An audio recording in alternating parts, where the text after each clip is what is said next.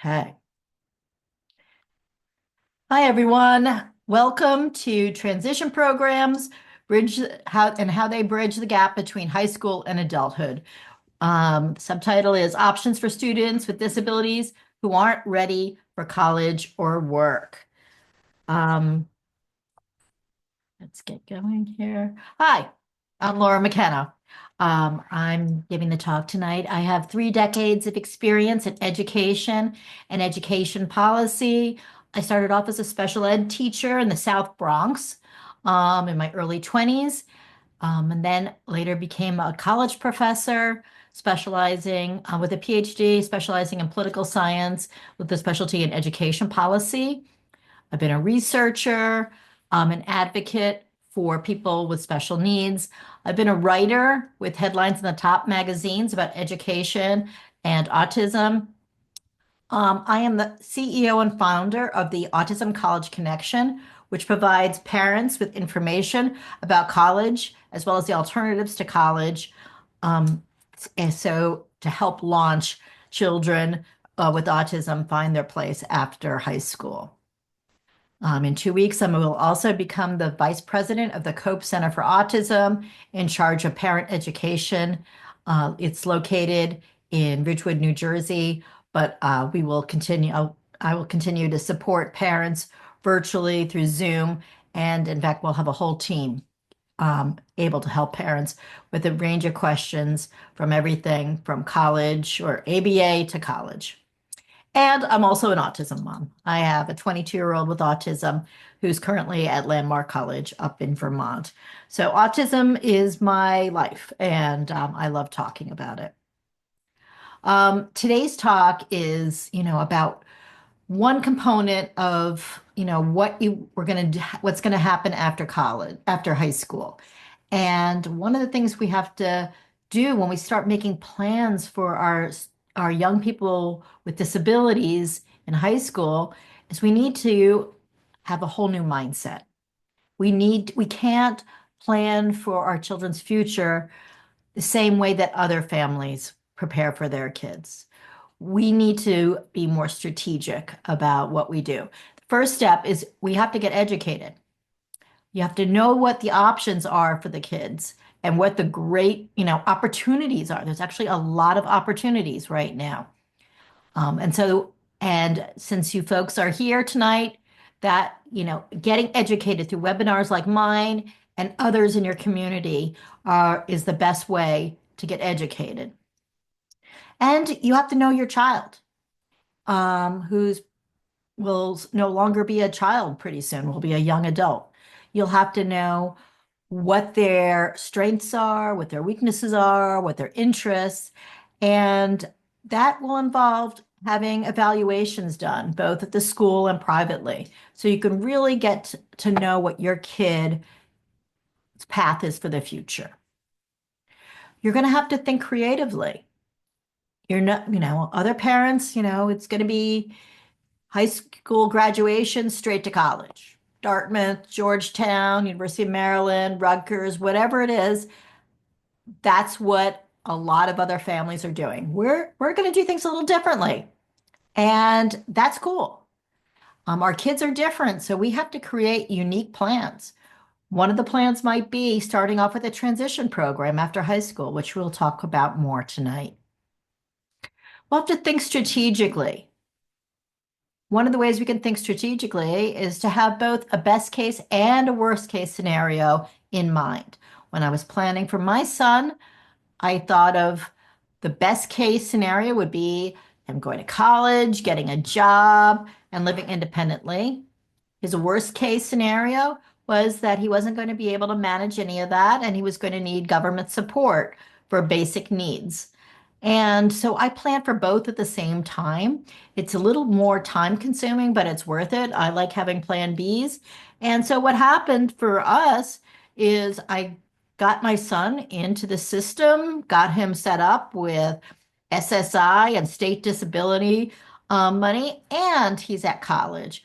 And if college doesn't work out or he can't find a job after college, now I have a whole set of, I have a safety net for him. Another way we can think strategically is to stack programs. So, like other parents, it's just high school, college, boom, boom. We might do something like high school, a transition program, which we're going to talk more about, then college, then employment, then housing. We're going to do things a little differently. Another way that we need to change our mindset about planning for our children's future is to actually start early. And that is a trend across the board, not just for disabled children. High schools are starting to work on the graduation plans and the guidance for post high school plans, even as early as eighth grade now. And I think that's a good idea. I think it's a good idea. Whatever we plan when our kids are in eighth grade probably won't be what they're actually doing in 5 years, but that's okay. It gives us something to work for, goals to work for, and just ways that we ourselves are going to get more educated about the system. So, what is one of the number one things that we should think about as we're planning for our kids? How are we going to think differently? How are we going to do things differently? Um, One of the most important things I want every parent to know is that your child does not need to go to college at 18. In fact, your child does not need to go to college at all. Now, that is a revolutionary statement in some communities. Some communities send 92% of their students to college, and it's very hard to be the fish that's swimming in the other direction, that 8%. And so, but if you keep this in mind, it really frees you up to what all the other options are. And it's also important for our kids to know that they don't have to go to college so that they feel secure and proud of the choices that they're making. So, what are some of the possible pathways after college, after high school? Some students go straight to college after high school. They may go through traditional programs. They may go to special programs for students with intellectual and developmental disabilities. There's even some special colleges for autism and learning disabilities now. I have a whole nother webinar that's available on my YouTube channel just about college programs. They may go straight to employment after high school. They may get a job at the local restaurant or movie theater or shoe store and be very happy. This is what they want to do. They may go to trade school to fix cars or learn how to do IT on computers. All of those are great options, and they really there's more opportunities at these programs for students with disabilities than there used to be. States also have departments called vocational rehabilitation or VR. Every state has a different name for it, but if you just Google your state and vocational rehabilitation, the department will come up. They provide job coaches for students with disabilities or young people with disabilities. There's the government support programs. I also have a webinar that just focuses on this option. Um, Parents need to get on board by first applying for SSI, and then the second step is to their various state programs. New York, Florida, Illinois, they each have their own application process. And the fourth option are transition programs. Now, these options are not mutually exclusive. Your child may find themselves on all four paths eventually. And that's makes it a little confusing. It's not necessarily one path. It could be all four paths. Let's talk about 18 to 21 programs and transition programs. What are they? An 18 to 21 transition program, in very general terms, helps students prepare for whatever their next step is going to be. if it's employment, if it's college, or if it's a day program. It helps them set them up for future success. K to 12, they may be just have focused on math, reading, science, social studies. An 18 to 21 program, it focuses more on the soft skills. All of those important skills that maybe don't get enough attention in a traditional academic K to 12 program. A transition program can be either a standalone school or a special program within a school. They can be offered in traditional public schools or at public regional programs. They can be offered through private programs. Some are commuter programs, others are residential. And even some colleges are now offering transition programs. Yes, that's confusing, but I'm going to break it all down tonight. What makes a good transition program? It's a program that works for your particular child. And all of our kids are different. They're going to have different goals, different talents, different interests. You want to make sure that as you're shopping around for a program, now parents can do a certain amount of shopping here, that it fits in with your child's needs. All good transition programs should have an individualized curriculum. It should be, you can't put every kid with every type of disability in one room and expect that it's going to work. It has to, every child has their unique talents and needs, and the program has to meet that individual's profile. A transition program should be effective and use evidence-based practices. We can't have random. It has to be using methods that have been tried and true. The staff should be experienced and qualified. So those are just the generalities. And now we're going to talk more about what almost all transition programs offer. Well, actually, first I want to talk about, this talk is aimed at all parents with all types of disabilities, but autism is my specialty. And what I've found is that parents who have children with autism don't know or don't realize how these programs can benefit their kids. For some kids with autism, they may do great with the academics. They may be in calculus. They may be in physics, but their social skills and their soft skills are so poor, they cannot manage college. They can't even manage a job at McDonald's. So there is no correlation between doing great in your academics and doing great afterwards. People with autism need that whole profile. They need those soft skills. And transition programs can help them reach the ultimate goal, especially if they're academically, able and interested and want to pursue careers in accounting or majoring in biology. A transition program can help them mature enough so that they can be very successful in those college programs. And it's also possible to take a transition program during the day and then take community college classes at night.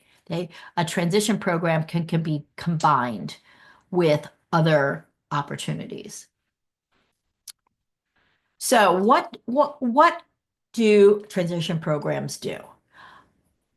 All of them offer some sort of support for future employment.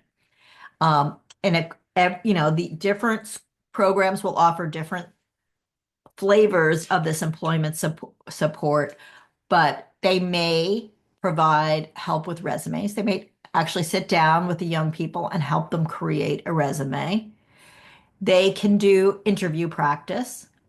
Interviews are very difficult for young people with disabilities, especially autism.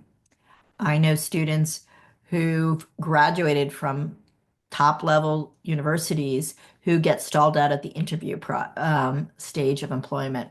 So any transition program that is working on employment will also help the students practice standard interview questions. Why do you want this job? Where do you see you're going to go in the future? What are your strengths? What are your weaknesses? These are hard questions. And so transition program can help work on that. Not every young person knows what they want to do when they grow up. So a transition program might have classes or in different sessions with the students discussing career exploration. What do you like? Do you like being around animals or do you hate being around animals? Do you like talking with the customers or does that bother you? Would you rather be in a quiet cubicle or would you rather be in a busy store? Those are sort of the questions that a transition program can work with the young people to help them see what the other options are. There may be options that you've never heard of before, and so that will be part of what their education is. They'll learn about work expectations. What should you wear to your job? If you're working as a busboy in a restaurant, should you show up to the to workplace with a torn t-shirt? Probably not. Should you wear sandals? Probably not. Probably sneakers are better. How do you organize your time so you get to your job on time? So if you live 40 minutes from your job, what time should you leave your house so you get to your office by 9 o'clock? Those will be some of the typical conversations that will happen in a transition program. What do you do at lunchtime? Where do you go? These questions and this information is confusing to everybody who's starting their first job. But if students with learning differences or autism need some of this information spelled out in concrete terms.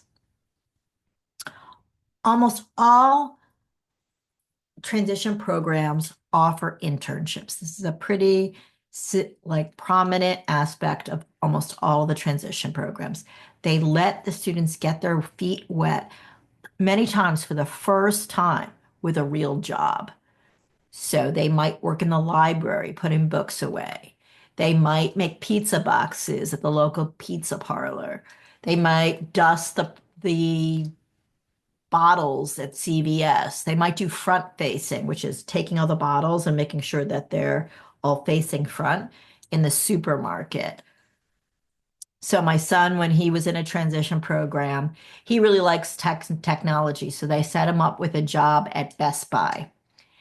And for the most part, he loved it. He did like the scanning of the barcodes and he just liked being around the equipment. He just made him happy. But one thing we learned at the internship is that he did not like the TVs in the background at Best Buy. It was a sensory issue for him. So he snuck around the store, turning off all the TVs in the TV section. And so his school figured out that he really needs to work in the back room area. And they made that change. Many of these transition programs, well, actually, probably all of them offer job coaches. Instead of a paraprofessional helping a student with their math homework like they did in high school, now they will accompany the young person to their internship and as subtly as possible, guide them to making the right choices at the workplace. Um, I've heard of internships in offices, in office places. That's a good option too for a lot of students. So you want to make sure that, the transition programs that you're looking at really offer a wide variety of options for the young people. Another aspect of transition programs is they work on community integration. This is another big difference between high school and a transition program. They will work on having the young people walk independently through their towns, through the local towns. Some students have never cross the street on their own. They've always been in a protective special education setting. So this might be new for them. They may do travel training. That's a very prominent aspect of most transition programs. Where do you catch a bus? How do you read a bus schedule? How do you take a train? How to use the apps? There's so many apps now for using public transportation. Many transition programs have the students go to the local police department and fire department to meet the personnel there and have it's good two-way street. You know, it's too many people with disabilities are misunderstood, especially as they get older and bigger. And so we want local police and fire personnel to know our kids. It's very important. So good transition programs, local transition programs will facilitate those conversations. In my own community, a group of parents set up an after-school activity called Drive Safely or Pull Over Properly, excuse me, POP. And they had the local police department run simulations with some of the young adults with disabilities who had just got their driver's license and help them regulate their anxiety about getting pulled over, teach them the correct ways to talk to the police officer. And it was a very good program.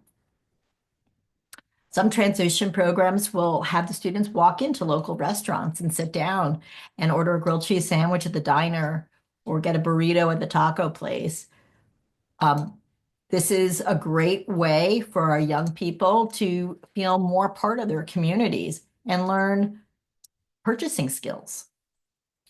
Some programs might do little day trips or afternoon trips to the post office, the library, movie theater, all the local activities, because as our kids leave school and become more independent, having them know what services exist in their community, even the activities that are going to be about social stuff, especially the social stuff, because ideally we want our kids to be living in downtowns on their own with some support, hopefully, and being able to entertain themselves on weekends. So a transition program will help them with their leisure skills too. Leisure skills is a real thing. Now, academics and college support. Okay, this is controversial. Okay, some transition programs do help students who are going to be eventually college bound. They will help drive them, bus them to the local community college, help them sign up for classes, help them sign up for disability services, help them check their email, plan out their homework for the week. I don't know of a single transition program that will go into the classroom with the students. So the students have to be able to manage a basic college class on their own to take advantage of that. Most transition programs offer what they call as functional academics. They are not going to be working on algebra or calculus with the students. They'll do things like do menu math. They'll get a menu from the local diner and have the kids add up how much a burger and French fries cost, or work out the tip on the menu. The reading might consist of working on a job application or help with writing emails. So it really, if you are very strongly convinced that your child is academic and is going to go to a college program, it's good to make sure that the transition programs that you're looking at offer that option. Soft skills. Now, this is something that all transition programs work on. They might have social group classes. There's a peers program. It's a program for helping, especially autistic kids, learn how to communicate better with others. And so they might have a specialized classes on social skills, but it's A transition program is just much more relaxed than a typical school. Students are not sitting at a desk all day, looking at a book, listening to the teacher. They're much more relaxed. So social skills are just generalized throughout the day. The aides and the students are chit-chatting all day as they're going to their workplace. Every aspect of the program is social skills are baked in. They may have special classes just on executive functioning, work with the kids on creating schedules for themselves, using Google Calendar and their phone to remind them to take their medication or important events coming up. They may have classes on transportation, as I said, and purchasing skills in town. They will be taught how to communicate effectively with their bosses, professors, and coworkers. So one of my son's big challenges when he was in his transition program was he was incredibly impatient with everybody, including his teachers, and he called them dummy. So clearly he was not ready to go into a college classroom or a workplace at that time. So they worked on it. If transition program is affiliated with a public school, which I'll talk about in a little bit, it's easier to bring in related personnel to help with the social skills, speech, communication. But most transition programs really do understand that this is a common issue for all of the students, so they'll be working on it. Problem solving. They may have a class, just what do you do if your toilet's clogged up? Who would you call? What steps would you take? So this is a big need for all of our kids, and transition programs work on this. Independent functioning. So our goal for our kids is for them to not live with us for the rest of their lives. We want them to go out and have their own apartments, thrive, have jobs, have friends. And so all transition programs really work on it depending on the student's needs and interests. They may take the students down the street to the gym.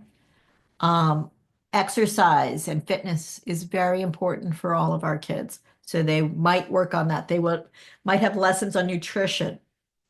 What is a balanced diet? Why should we eat vegetables? What are vegetables? If you were living alone, what would be something you would eat for breakfast, for lunch? Going to the supermarket and knowing where the meat section is and the dairy section and the, the cereal. That is a big component of a lot of transition programs. They'll take some programs will take the kids to the supermarket 2 or 3 times a week because the students like it. It's fun for them to see all the food. And then many programs, the students will shop for the food, then take it back to their transition programs and learn how to cook something. Now, maybe they'll pick up some Pillsbury dough and ham and learn how to make themselves some baked croissants with ham in it. Some transition programs have washers and dryers there, and they'll work on teaching the young people how to do laundry. Even if our students aren't able to live on their own independently, it makes a big difference if they can help out at home with these sort of chores.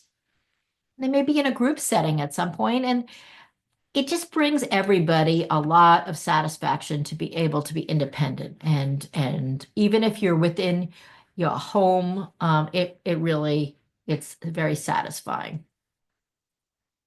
Money management. They'll work on having the students understand how much a loaf of bread costs. Does it cost $1 or $100? I know young people who may be really good at calculus, but are just no common sense about how much they should be spending for a box of cookies. So they'll talk about that.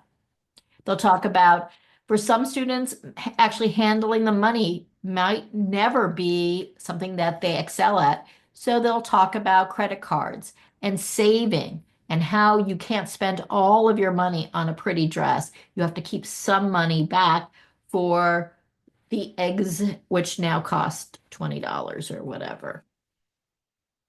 So, as I said, these transition programs can be found in a lot of different places. Most public schools offer either a program on their own campus or in a nearby one because, according to federal law, students can be educated until the age of 21 in a public school system. Now, parents have to do a couple of things. They need to give, if they feel like their students, their young people aren't ready for to go to either work or to go to college, and they are about to hit a dead end and their kid is going to be sitting on the sofa all day, they have to let the school know that you want them to attend the local transition program. Now, what does that mean? That means that they can't officially get a high school diploma until they're 21. They can go through the whole graduation. They can wear their hat, they can walk with all their peers, they can get what is a diploma, but the diploma won't be official yet. And once you graduate, once you get that official diploma, the school's like, see you later. That's it. So you have to tell the school that you want your child to stay. Now, um, so these local school programs, again, they may be located in the school. They may be located in a separate building closer to the downtown, or they may be located in a regional program that's run by the county. Now, not all students with IEPs are eligible for these transition programs. There has to be functional deficits. So a student with dyslexia, this would not necessarily benefit from these public schools. They might fight this. What you would have to do as a parent is establish that your student still has functional needs, that yes, they may be in algebra, but they are too immature to manage a job or college, and that a parent might need to advocate for that. And also must keep in mind that very few of these high school programs, these public school programs, offer that college support. Most just work on the functional academics, but it depends. So the advantages of these public school programs is that they're free. They're part of public education. And we may have a lot of expenses down the line. So my attitude is take free when you can. The other advantage of a public school transition program is that your student still has an IEP. Now, IEPs are powerful legal documents. Once you leave the public school system, you no longer have an IEP. And it's tricky. Even if you go to college, there are no IEPs in college. I also like these local public school transition programs because it keeps the students in their communities where they might have internships that could turn into real jobs. It's going to build a long-term network. If a student gets an internship working at the pizza parlor and does a really good job, that could turn into a real job. And it's not like they're living far from home, dealing with people that they're never going to see again. It really is an advantage to be local. It can be a place where the young person can increase their skills while the parents work on completing the disability paperwork and setting up the next plans.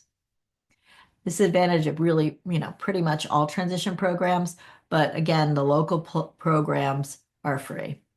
The downsides of these public school programs is sometimes they're really small and the students in the room could be too diverse, making it difficult for the teacher to create a coherent program that works for everybody. I like regional programs. I think that it's the best of both worlds. It's local-ish, it's free, but the regional programs have a big enough student body that they can create programs that are just for one type of kid and another one for another type of kid. There are private transition programs. I'm talking a lot here. I'm going to have to talk more quickly. So this is another option. There are some very um, expensive and amazing programs in our country, transition programs. There's some that are residential. So the students actually go away for 3 years and really get their skills. Residential programs build skills big time because they're getting help 24/7. They also work with the parents and are able to offer real tailored webinars like this one, but more tailored to a particular group of kids. And their social activities, they're expensive. That is a downside, and they're not local. One program, but don't let the expense necessarily rule it out entirely for you. A number of these programs offer scholarships and grants, and you don't know whether or not your child will get one of these, grants. If so you should apply. They have some very rich donors who help support these programs and offer scholarships. There's a program in Cape Cod called Cape Riverview. It's just looks like, if you look at the website, it almost looks like Hogwarts. It's a beautiful green, lush campus with football fields and all sorts of beautiful buildings. They have a 17 to 21 program called Grow, getting ready for the outside world. And like many of these transition programs, it offers everything from practical academics. The they can take college classes at Cape Cod Community College. They learn to cook and do home maintenance. It's a wonderful program. I know three young people who've attended it, but it's $104,000 per year. Again, check it out and see if your child might, be eligible for a scholarship. There's another program, a private program in southern New Jersey, which is affiliated with a number of public schools. So public schools might send their students to this private program. That's also common, especially in New Jersey. There's a program called the Yale Transition Programs, and it's so big, they're on like 5 or 6 different campuses, and each campus is aimed at a different type of student. One campus has students who are more emotionally sensitive and have behavioral needs. Another one is aimed at students with level 2 autism. So they have their own specialties. It attracts students in public schools from South Jersey through Pennsylvania. The Alpine Learning Group, this is a small program near me at a very nice private school. They have a program where they help students really achieve their goals. It's so small, but I went on a tour of their program, and they told me that there was one student, for example, who was really interested in working in a pet store. That was her goal. She couldn't do it out of the box. She needed a lot of help. So they spent the whole year with helping her reach that goal. She got an internship at the pet store, Petco, I think it's called. And they had a job coach with her. She was there 4 days a week, learned everything about the store. They worked on money matters and social skills later on back at the school. And by the end of the year, they got her a real job at Petco. There are some programs. This is a growing option. I wouldn't say there's too many of them, but some colleges now offer their own transition programs. There's one at Mitchell College called the Thames program. It's aimed at students who are neurodivergent, ADHD, but they have to be seeking independence, planning on either going to college or just having a strong interest in academics. They have classes on college writing, mathematics. They have a social seminar, and it's on the campus. The students actually live in the dorms on campus. So the full class is full co course for a whole year with the dorm is 66,000. Two other popular options are the college experience and career next. There are some programs where the students aren't capped off at 21. They can keep going up until age 30. So this is another option. Remember, I talked about stacking programs. You could first have your child in a local public school transition program for till age 21 and then go to another program. The program here I've got pictured is CIP. They have 5 or 6 different locations around the country. I've seen the one in Lee, Massachusetts. What they do is they, again, like all transition programs, they help out with college and employment, but the students live in off-campus apartments together with support from the staff on cooking together. They learn how to really, they focus in on that independent living component of transition programs more in depth than some of these other programs. They make sure that the students can get themselves to their jobs, can use the public transportation. They have the students employed in the local town. And if students want to stay working in the town even after they graduate, they can. And they have staff there to help facilitate that long-term community. It's aimed at students. The CIP only goes up to 26, but other programs can go up to 30. The typical profile is low average to high intelligence IQ. They need to be emotionally behavioral stable. They want to help students who want to work or go to college. They have to want that next step. And they have classes on social skills, executive functioning, and more. On weekends, they help the kids take trips places. Other programs that are similar, that 18 plus, is Chapel Haven in Connecticut and the College Learning Experience, which is at many different locations.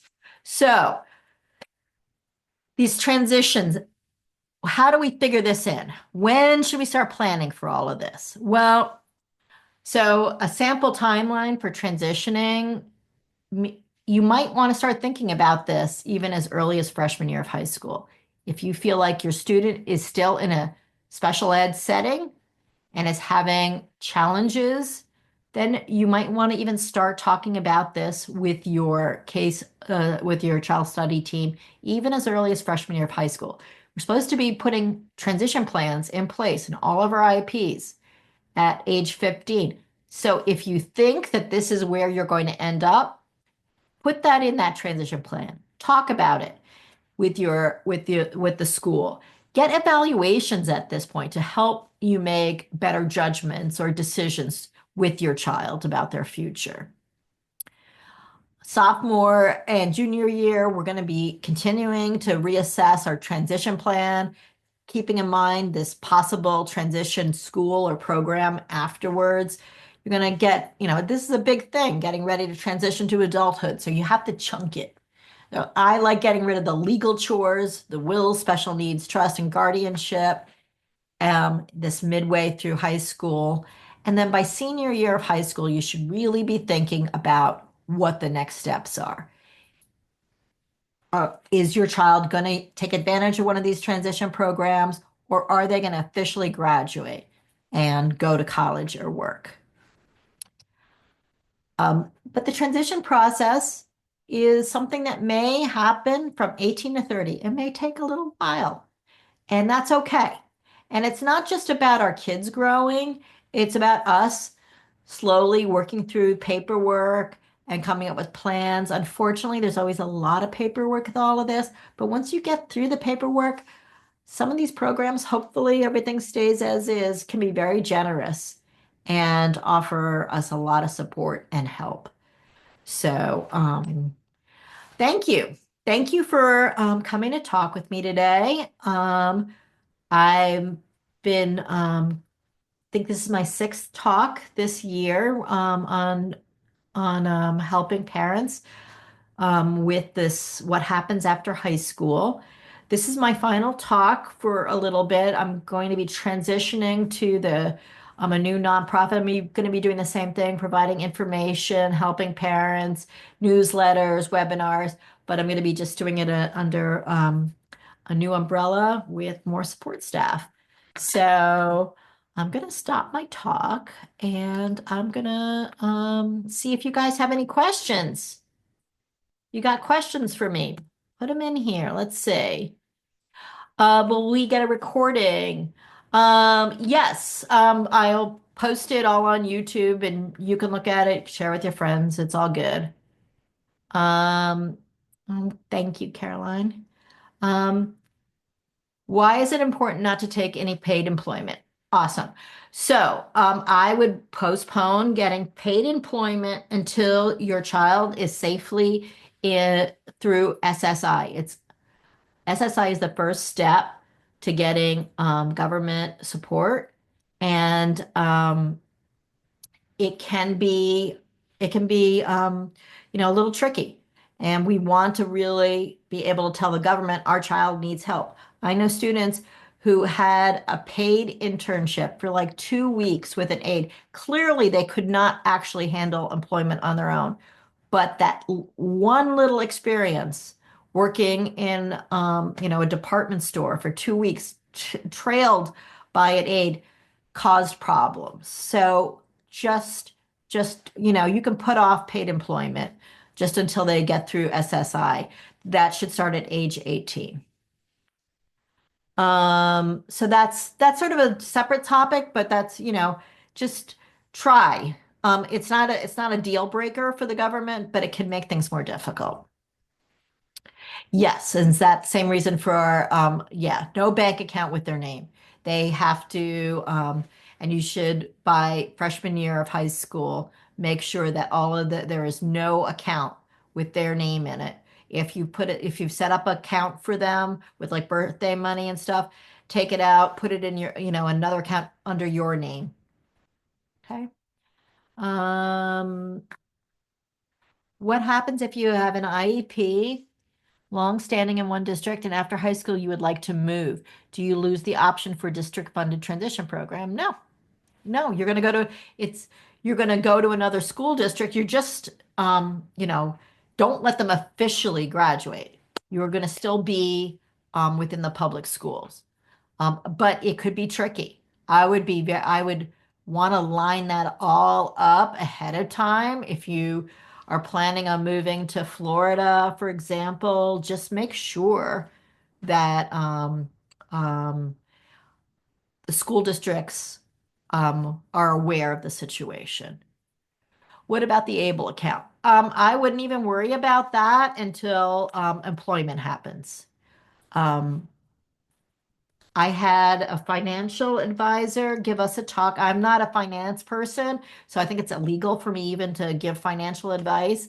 But I had a financial advisor come and give a webinar, and it's on my YouTube channel. I've got a website, Autism College Connection. You can find links for my email, for these webinars, for signing up for emails. All the resources are there. All residential college programs require you to take your own medicine. So if this is possible for your kid, speak to their doctors to make this happen. Yes. Um, can your child have a small amount of money in a bank account to help them learn how to manage money properly? I mean, you can, but what you want to do is they can't have more than $2,000 in their name. If if they have more than $2,000, that will cause problems with SSI. Um, so, I mean, if you want to keep it under $100, that's fine. Um, just know as soon as you start getting money from the government, that account will fill up. So you really don't want to have too much in there. Yeah, so 300 is fine. Yeah, absolutely. Absolutely. You could definitely have 300. Just keep an eye on that number. Um, okay. I think I've answered all the questions. Um, what do you think about the programs that you can get through DBRS, such as Project Search? Can those be additional supports on top of the supports you get from your community? So Project Search is interesting. It's a Project Search, for those who don't know. It's a nationwide program. It's like an internship at local hospitals that, and they find jobs for all sorts of people with disabilities in a hospital. And then I don't know what their percentage is, but a good percentage of those internships can turn into real jobs after they leave the program. The thing with Project Search is that they have a rule that if you're in a transition program, once you've gotten through the transition program, you have to leave the public school system. So, what you can do is you go through the public school transition program and then you start Project Search at age 22. Like I said, stacking programs. That's important. I would put off Project Search till age 22. It is an interesting program. It is definitely worth checking out. You mentioned grants and scholarships. What do you need to achieve that or be granted that? Every school is different. Um, and what you need to do is you have to, let's say you're interested in that Riverview school in Cape Cod. They would probably ask you to fill out, you tell them I'm interested in a scholarship, and they will ask you to fill out some form to show need. And some schools have, more wealthy donors that can help provide grants than others. Roughly on how long does the SSS process take once started? Um, it took me a year to get through the system. I would mentally put to get, just, and it's not like you're working a whole year. It's like you fill out a piece of paper, you make a copy, always make a copy, put it in a folder, send out the original, and then you'll hear back in 2 months. And then you'll have to jump over another hurdle. And you won't hear from them for 6 months, and you'll jump over another hurdle. So it's like a year of lots of hurdles that happen spaced out. Okay. Um, Anybody else? I mean, I'll answer any questions here. Okay. Um, well, I think I've gotten to the end here. I hope this was useful for you, everyone. Um, okay, one more question from Sue. Have you um, heard about such a wraparound programs from Autism Community Ventures, which is also through DVRS? So DVRS can offer some support. That is something different from a transition program. Traditional, again, I would save any program for DVRS until you're done with a transition program. Because we may have a long time to prepare our kids. They may not be ready at 21. So we have to think long term. So first do the transition program, then go for other resources like DBRS and Project Search. All right, everybody, have a good evening. Thank you for joining me. If you haven't checked out my website, it's autismcollegeconnection.com. Sign up for newsletters, and that way you'll be in the loop with what's going on in the future. Have a good night, ladies and gentlemen.